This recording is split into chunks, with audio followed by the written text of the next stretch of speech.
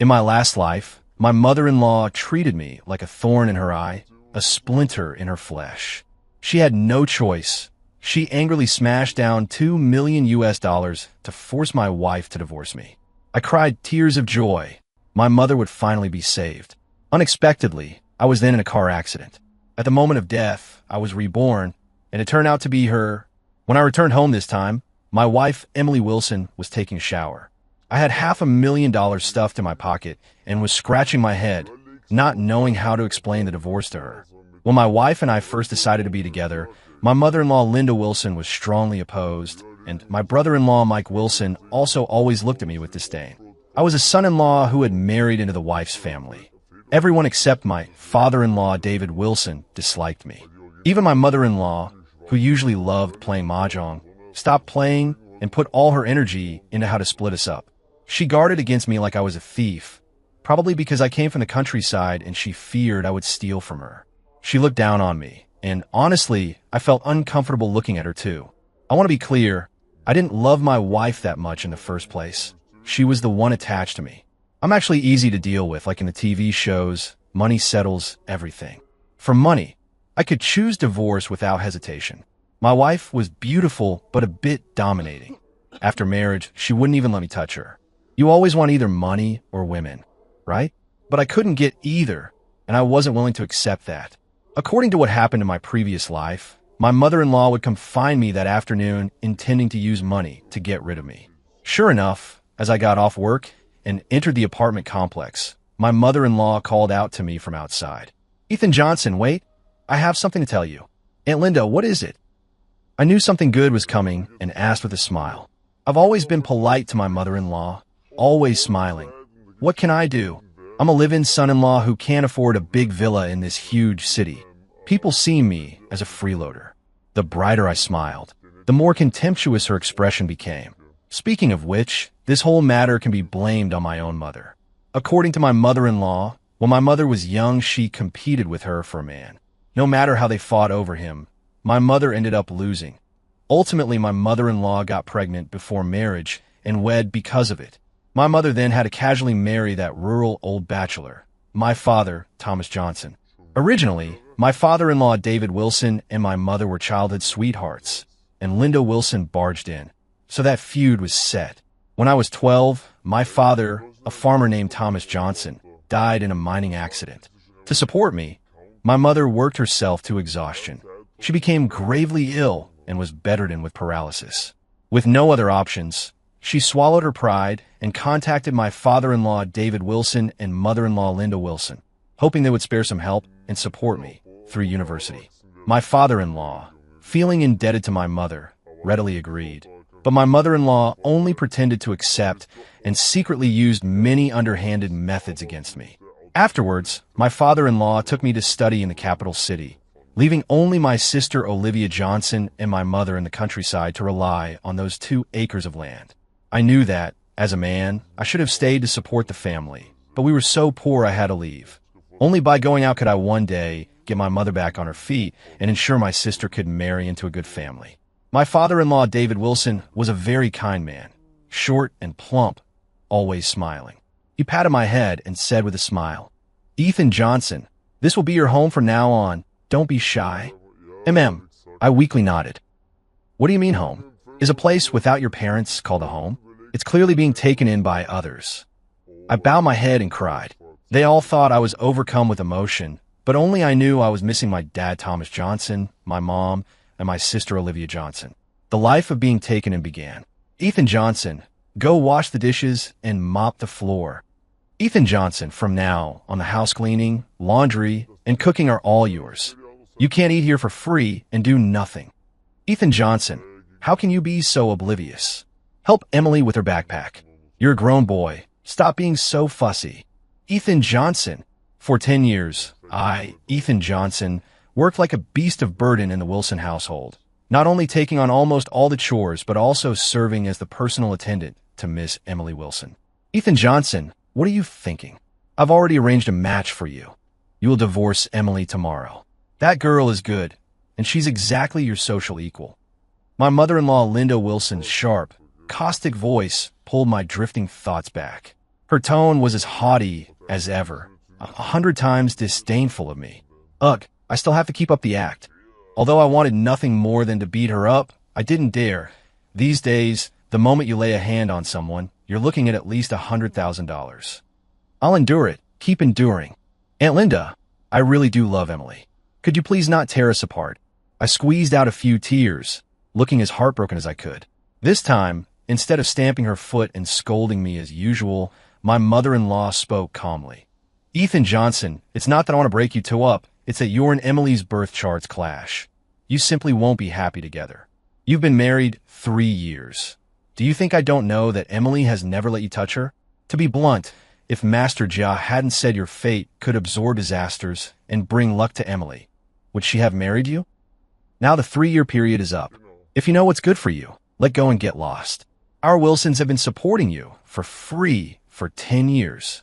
I only heard about the Wilsons using me to cure Emily by chance. Emily Wilson had always looked down on me, but 3 years ago, she fell seriously ill.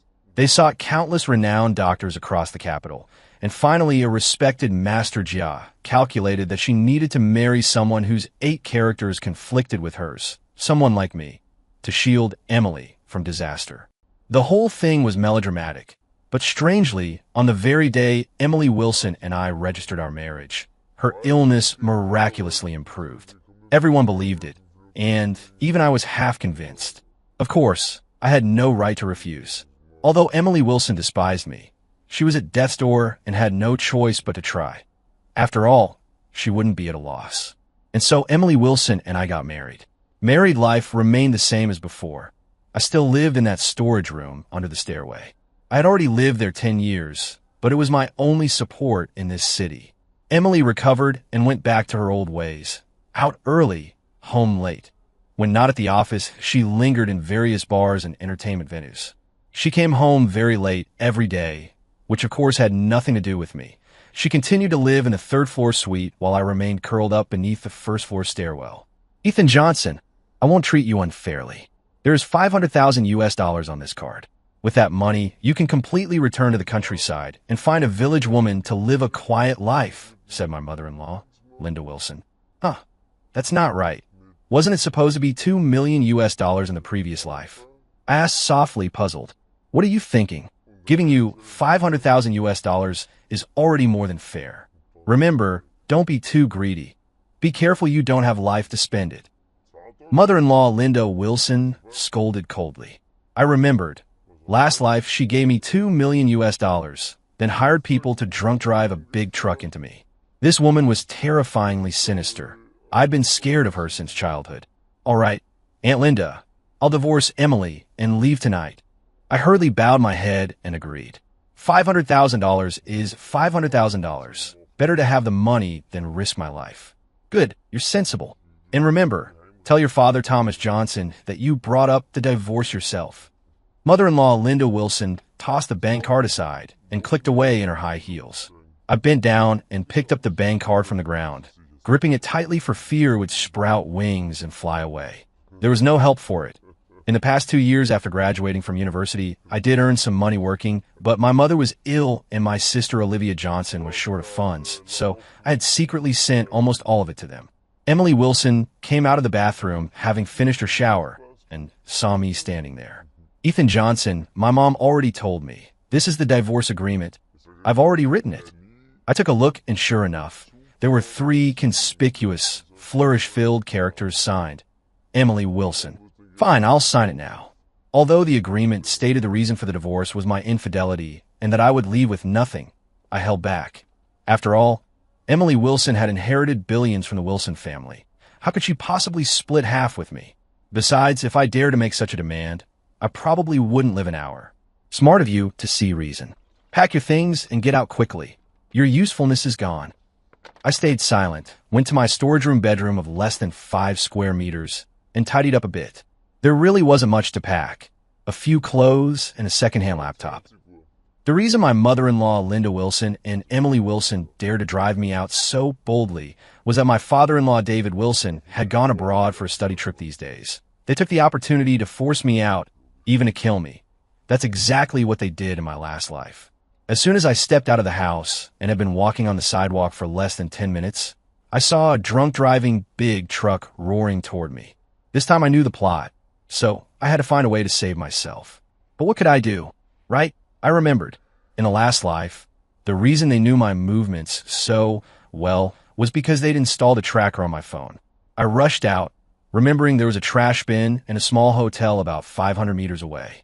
I ran to the trash bin and threw my phone and suitcase into it all at once. I'm staying at this hotel today. Come on, try driving that truck into the hotel. I dashed into the hotel lobby. Boss, a room right now. I took out my ID and bank card to check in, then casually bought a bottle of red wine and a few small dishes.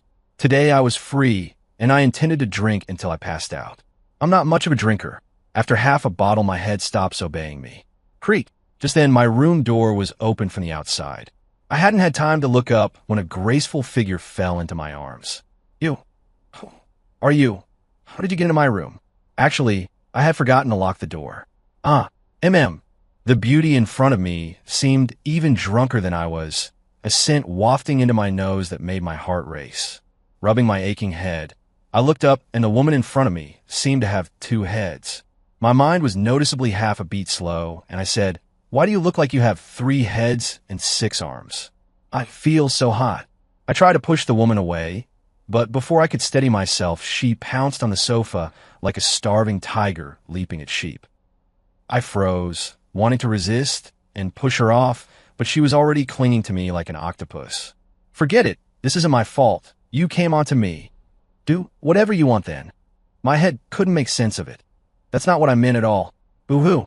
In the morning, when the first sliver of sunlight slipped through the curtains and woke me, my head throbbed. This was the first time in years I'd drunk this much.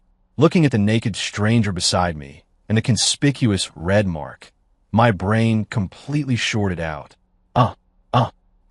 A strange woman has taken advantage of me. Drinking really causes trouble. Something I've kept for 23 years was just taken away by this stranger. Boo-hoo. I allow myself 10 seconds of sadness. Although it seems like I didn't suffer a loss, how embarrassing it would be if this got out. I admit I'm cowardly, but no matter how cowardly, I'm still a man with dignity. 30 seconds later, I slowly scooted outward, afraid of waking the beautiful woman beside me.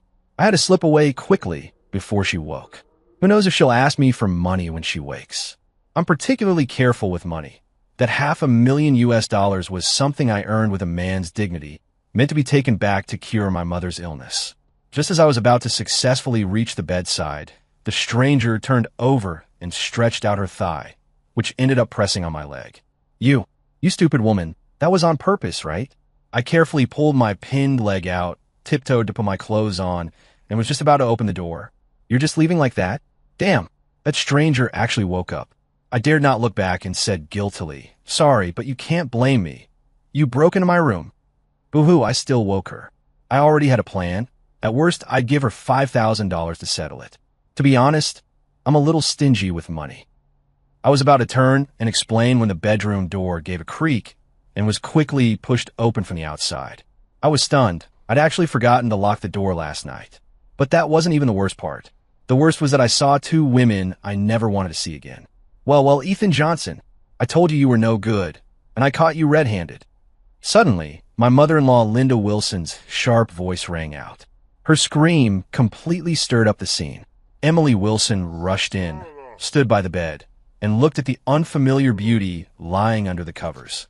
Her finger trembled as she pointed at me. "You bastard, you snuck out behind my back to see a woman. I'll beat you to death." I was so frightened that I backed into the corner.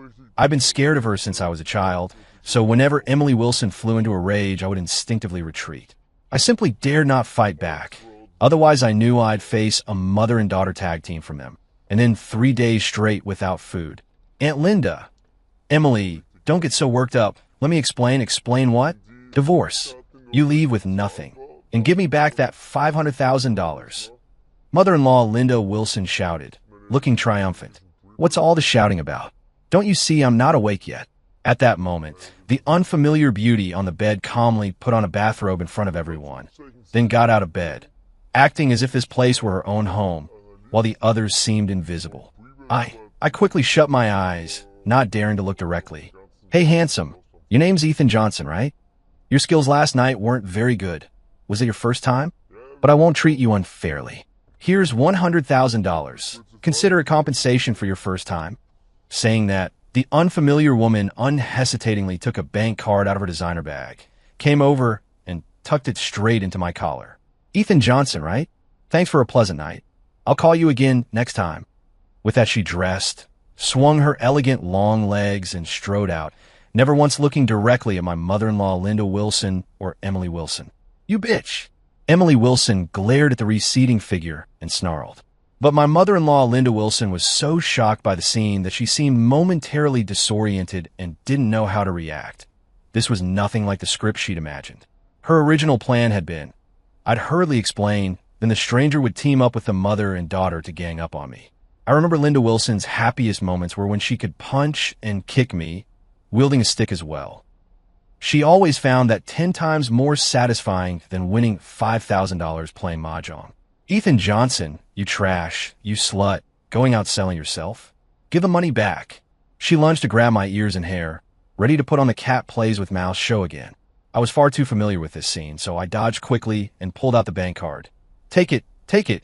You never intended to actually give me the money anyway. You might even have someone come kill me. For the first time in my life, I spoke up with a lot more backbone. How did you know? Mother-in-law Linda Wilson regretted the words as soon as they left her mouth. She knew she had slipped up, yet she remained defiant. That's right, you don't get a cent from the Wilsons. Consider yourself lucky to be alive. Otherwise, you wouldn't be seeing the sun today. Mother-in-law Linda Wilson spat out viciously. Last night, after I left, she called the nearby truck driver who was on standby, but she didn't expect that after I left, I'd throw my phone and luggage into a trash bin and then check into a hotel. Mother-in-law Linda Wilson also checked the nearby surveillance and only then found me at the hotel, which led to the scene just now. But none of that matters anymore. What matters is that I survived last night. Let's go get a divorce right now. Emily Wilson said coldly. When she first came into the hotel, she was furious, thinking I had gone out to book a room with another woman despite her. But after seeing the stranger's series of actions, she immediately felt vindicated. It turned out I was out doing that kind of work. Realizing I was engaged in the profession she considered most despicable, her anger evaporated in an instant. At this moment, mother-in-law Linda Wilson and Emily Wilson looked at me with an added layer of contempt and revulsion, as if looking at a rodent that had been dead beside a trash can for 10 days, nauseating and sickening. Take a taxi there yourself. Hurry up. Emily Wilson tossed out, then pressed the gas, the mother and daughter driving off toward the Civil Affairs Bureau. Damn it, my $500,000. I wanted to cry, but had no tears left. The $500,000 for Mom's treatment was gone again. But at least I'm still alive. Once the divorce is finalized, I'll leave this hateful city, and then I'll be free. I sullenly walked toward the Civil Affairs Bureau. Besides the bank card and ID the stranger had given me, I had nothing else on me, not even my phone. Beep! A horn startled me, and I saw a red Maserati sports car stop in front of me. Ethan Johnson, get in. The window rolled down to reveal a woman wearing oversized frog sunglasses. The lenses covered half her face, so I couldn't see her clearly, but I felt like I'd seen her somewhere before. Do we know each other? I asked hesitantly. Don't blame me for being suspicious. I've been bullied too many times over the years. I know there's no such thing as a free lunch, especially not a feast like this. What? You sleep with someone, and now that you've pulled your pants up, you refuse to take responsibility. The unfamiliar beauty took off her aviators, revealing a delicate face, and looked at me with some grievance. It's you. I stared at the woman before me in shock. I'm sorry, I didn't do it on purpose last night. To be precise, you were the one who pushed me down. I explained with weak confidence. Although that was the truth, who would believe it? In this society, people always assume women are the weaker sex. All right, your bank card. I hastily and reluctantly handed the still-cold bank card to the aggrieved woman, fearing she might accuse me of assault the moment she spoke. If I went to jail, what would happen to my sick mother and my poor sister Olivia Johnson? My mother and sister are the only people I care about in this world, and the reason I struggle on. I don't take back what I've given away. Get in the car. I won't be happy, the unfamiliar beauty shouted. I flinched reflexively and hurriedly opened the door to sit in the passenger seat. A wave of fragrant scent swept over me. Ethan Johnson, age 23, native of Lishue Bay, Lishue Town, Mountain City. At home, there's a mother who has been paralyzed for 13 years and a 25-year-old sister, Olivia Johnson, who depends on him. Graduated from Mountain City University of Finance and Economics, married for 3 years, but now about to get a divorce. As soon as I got in the car, the strange woman announced all my details. How do you know these? I was stunned, mouth agape. Want to know? Is that hard? One phone call, and in 3 minutes I can find all your information. The stranger woman stared at me with burning eyes. I felt a bit depressed, but it didn't matter. After all, I'm just a lousy life. Let others investigate however they want. Seeing me silent, the stranger woman spoke again. How was last night's experience? Tell me, I was drunk and forgot. Me? Sister, could you not be so direct? Weren't you involved too? And you were the one in charge the whole time. I glared at her speechlessly and said in a bad mood, "Didn't you know? You shut me down as soon as you came in." To be honest, you're my first man, and I've already packed those sheets and put them in the trunk.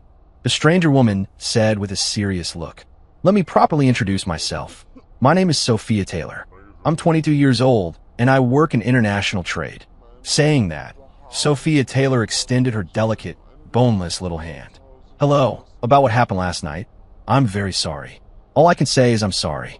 If you really want me to take responsibility, I will take responsibility to the end. But you know my situation. I can barely support myself," I said, feeling somewhat ashamed. "All right, let's not bring up the past. It wasn't your fault. I volunteered. I'll take you to the Civil Affairs Bureau right now. After your divorce, you must immediately marry me in a quick wedding. I'll give you $500,000 as compensation.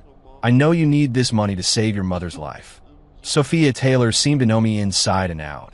She immediately struck at my weak spot. "But I don't want to be a live-in son-in-law anymore. You have no choice about that. No matter what, I'm 10,000 times better to you than that Emily Wilson. Isn't that true? I've already given you my body."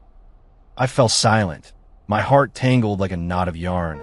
So uncomfortable, I felt suffocated. But I had no choice. I was such a fool, just out of the tiger's mouth, and already about to jump into another fire pit. Still, for my mother and my sister Olivia Johnson, I had to agree to this engagement. I can agree, but I want freedom in my life. You and your family cannot interfere with my personal liberty. I mustered the courage to state my bottom line. "That's fine, but you mustn't fool around, at least not while our marriage lasts." "Deal." I let out a long, relieved breath. Whoosh! The red Maserati shot toward the Civil Affairs Bureau like an arrow loosed from a bow. Creak! After a sudden screech of brakes, the Maserati came to a smooth stop in front of the Civil Affairs Bureau. I opened the door, got out, and walked toward the service hall. "Wait for me." Sophia Taylor clicked along in high heels and hurried to catch up, naturally linking her arm with mine. "What are you doing?" I felt a bit awkward. In all these years, this was the first time a woman had taken my arm so intimately. "What do you mean, doing?" "Of course I'm doing it to save face for you. Do you really think I like you?" Sophia Taylor shot me a glare. "Oh." I relaxed my guard. At first I'd thought she was trying to play some trick. Well, hooking up so fast. Ethan Johnson is notoriously a loser. Only you would pick through my leftovers. In the hall, Emily Wilson said sarcastically. She couldn't stand to see me doing even a little bit better. "Cut the nonsense and hurry up and get the divorce done. I'm waiting to register my marriage with Ethan Johnson and go celebrate at the Shangri-La Hotel." Sophia Taylor snapped back. In your dreams. I'm not leaving today.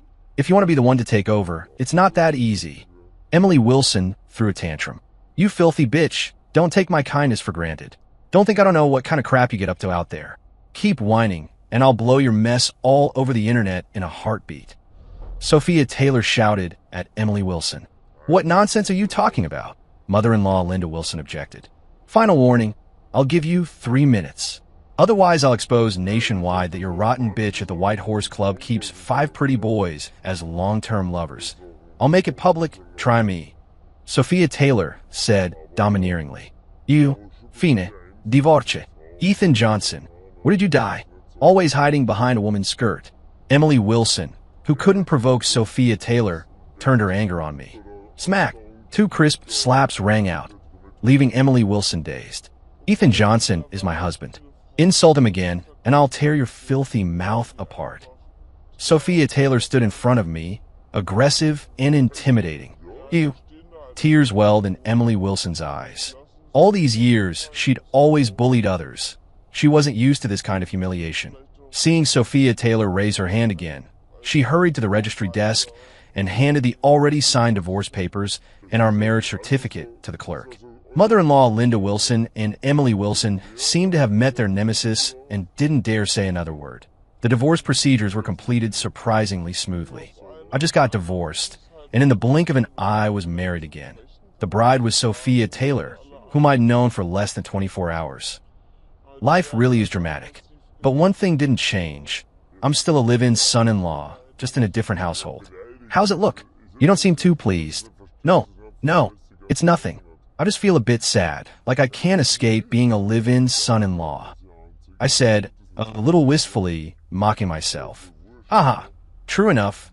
You're probably destined to be a live-in son-in-law for life. By the way, what can you do? Sophia Taylor smiled gently. Her smile was so beautiful, like that beam of light I saw when I was a child. Only it was so long ago, I can't remember clearly. I stared at her smile, a little dazed. What? Am I beautiful? Sophia Taylor danced gracefully in front of me, spinning once like a light butterfly. Beautiful. So beautiful, like a little butterfly dancing among the flowers. I murmured, "He finally got you to smile." Seeing me smile from the heart, Sophia Taylor seemed even happier than I was. This was the first time I'd smiled in over 10 years, and also the first time a girl had ever smiled at me so radiantly. By the way, I want to return to my hometown first and take my mother and my sister Olivia Johnson to the hospital for treatment. I seized the moment and said, "You don't need to worry about that. I've already arranged for someone to pick up your mother and sister. They'll arrive by noon. I've even taken care of their hospitalization arrangements." Sophia Taylor said with a smile, as if it were a trivial favor. But to me, it was everything in my life. "Thank you. I have nothing to repay you with. If you don't mind, I'll give you every cent I earn from now on to pay off the debt." I was overwhelmed with gratitude. "Let's go. Come with me to the company to take care of something first." This was my first time at Taylor Group. I had heard about it long ago. Taylor Group is a Fortune Global 500 company and the largest multinational firm in Mountain City. Only when I walked into the general manager's office did I learn that Sophia Taylor was the general manager and the sole legal heir of Taylor Group. I was a bit dumbfounded. She was so well-connected, yet she had gone ahead and registered our marriage with me. Could it be a trap? I felt terrified and uneasy, and no matter how I thought about it, I couldn't figure out what use I could possibly be, except for the 100+ pounds of flesh I carried. "Wait in the reception room for now. I'll come find you when I'm done."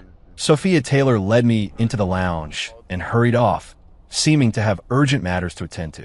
In fact, she had originally had an important overseas video conference this morning, but because of my situation, it had been postponed by 2 hours. In the reception room, I sat restlessly, watching my surroundings.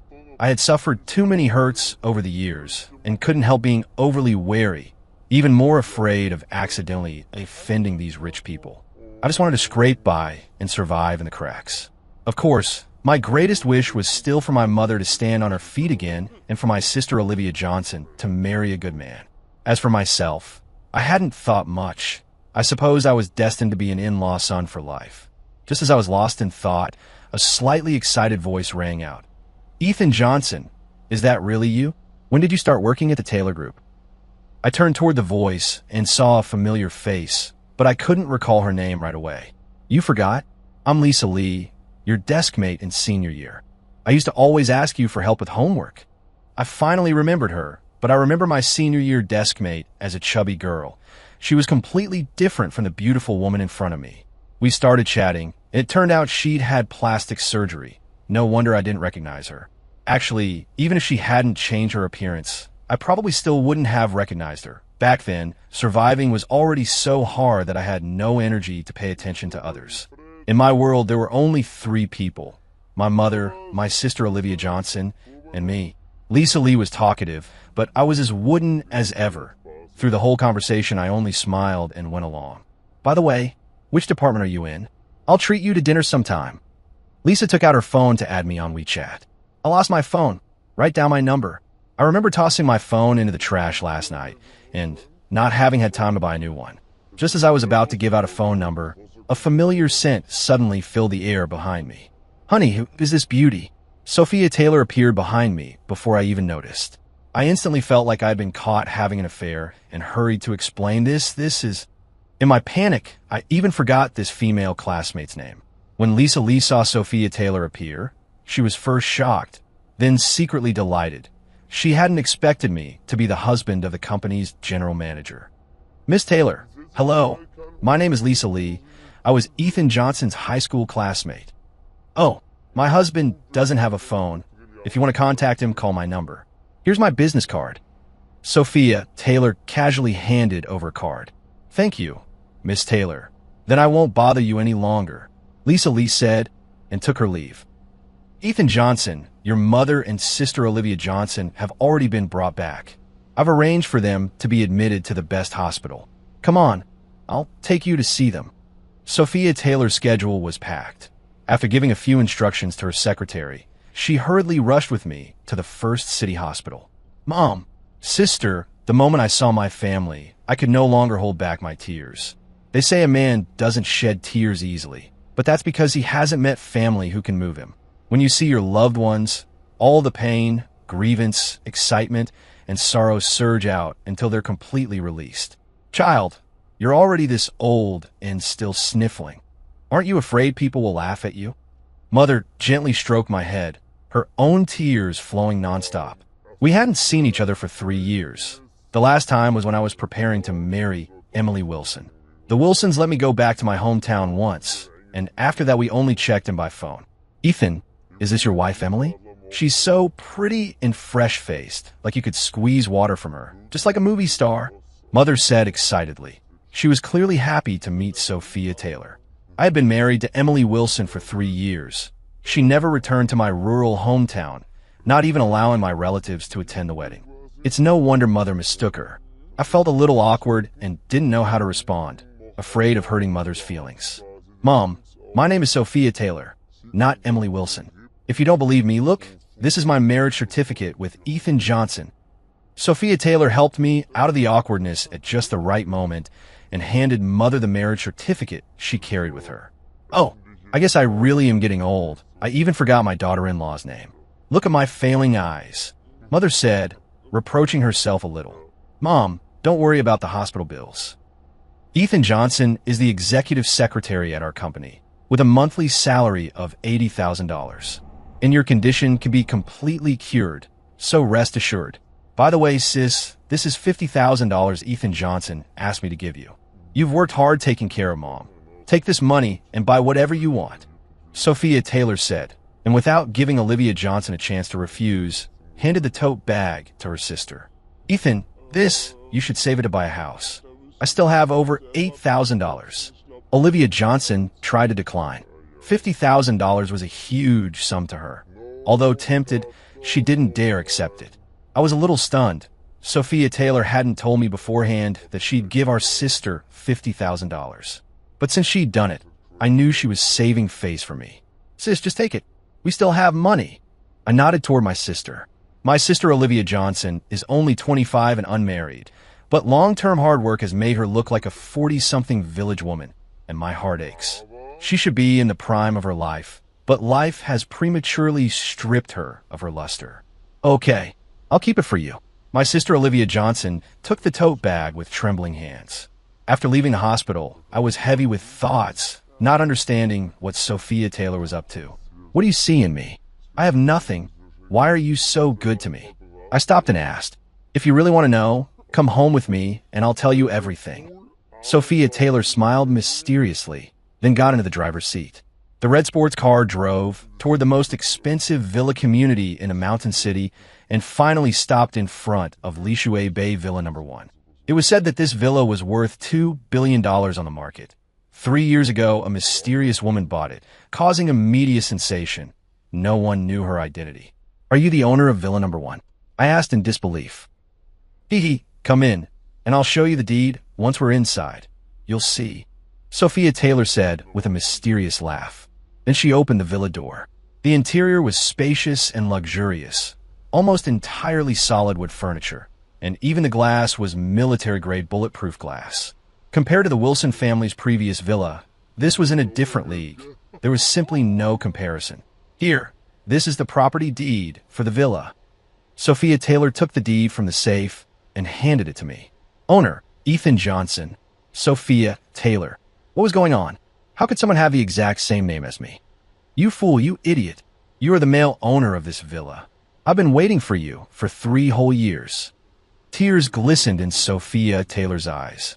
Then she took an exquisite small box from the safe, removed a beaded bracelet, and handed it to me. Ethan Johnson, do you remember this bracelet? The bracelet. I examined it closely. It felt familiar, especially the little butterfly carved on it. I had a sense of déjà vu. Why does it feel so familiar? But I can't remember. Years of poverty had left me numb and had erased many past memories. You really are a fool. With that, she walked into the bedroom. Not long after, she came out wearing a white dress and danced around me like a joyful little butterfly, twirling and spinning. My eyes grew wet, and the sealed memories suddenly opened. I remembered everything, remembered it all. You were a little butterfly, my playmate when I was 10. You idiot. How could you be so dumb? Seeing that I had remembered, Sophia Taylor suddenly threw herself into my arms. When I was 10, I was attacked by a pack of wolves, and you risked your life to save me. From that moment, I said I would never marry anyone but you. This bracelet is the token you gave me to promise your love. 3 years ago, I returned from studying abroad, bought this villa, and made it our new home. But when I found you, you were already married. I cried for 3 days and nights. Luckily, when I heard yesterday that you were getting a divorce, I immediately flew back on a private jet from Jing City. Sophia Taylor said, and as she spoke, she began to sob softly, then burst into wailing tears. You idiot, you heartless man. How could you forget me? Boo-hoo. You'd rather be a spineless live-in son-in-law than contact me. Sophia Taylor cried as she gently pounded my chest. I finally have you. I'm so happy. She shouted excitedly like a little girl. But I'm not worthy of you. I stammered. To be honest, it all felt like a dream. I never expected that a childhood joke of mine would be taken so seriously. Don't belittle yourself. You saved my life, and everything I have is yours, including these billions of dollars in family wealth. None of it is more important than you. Sophia Taylor said, hugging me with deep affection. I'm not good with words to begin with, and now I'm so excited I can't speak. To be honest, although I'm poor, I don't like being held hostage by money. I know what you mean. From now on, I'll be the one to earn the money and support the family, and you just be a good stay-at-home dad. Sophia Taylor said with a coquettish laugh. Hearing her passionate words, we were completely lost in each other, and our movements grew increasingly intense. In the blink of an eye, 2 months passed, and my life underwent a earth-shaking change. Sophia Taylor got me into the Taylor Group as her personal secretary, truly the personal kind, by her side 24 hours a day. By day, I helped her manage a company with hundreds of thousands of employees. At night, when I got home, I was still being exploited by her. But I was happy, and I became more and more confident. Ethan, I've made dinner. You and Sophia must come home to eat. She's pregnant, and outside food isn't healthy. My sister Olivia Johnson's voice came over the phone. A month ago, Mother's surgery had healed well, and she could already walk a few steps. My sister had also been put to work in the company cafeteria by Sophia Taylor. Though she had no formal position, my sister never finished elementary school and couldn't handle anything too complicated. Okay, I'll go home with Sophia in a bit. Little butterfly, Mom and your sister want us to come home for dinner. Don't stay out too late. I called towards Sophia Taylor, who was busy not far away. Got it. Give me 10 minutes. Sophia Taylor's lower belly was already slightly rounded. Lately, Sophia Taylor and I often walked hand in hand through the woods. On weekends, we'd sometimes catch a movie, and I'd secretly take her to a street of snack stalls to taste foods from all over. Life was very pleasant. Although we never spoke any grandiose, the word love had long been an unspoken understanding between us. We were nurturing the fruit of our love. Maybe in the future we'll argue, have conflicts, but I truly love you, little butterfly, because you are the beam of light that illuminates my life.